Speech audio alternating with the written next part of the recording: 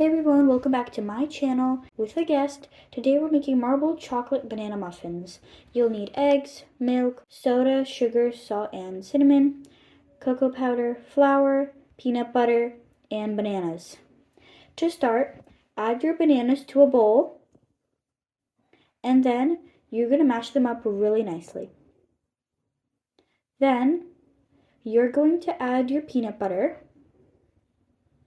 Here I'm using a mixture of peanut butter and sunflower butter. Then you're going to add your eggs and whisk it up.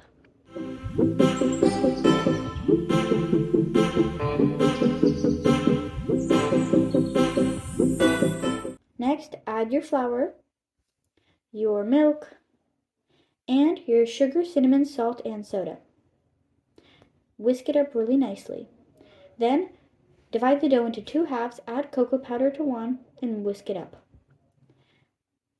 Next, add some sprinkles or chocolate chips if you want. Then, layer your chocolate and normal batters, and then mix them up with a chopstick to create the marble effect.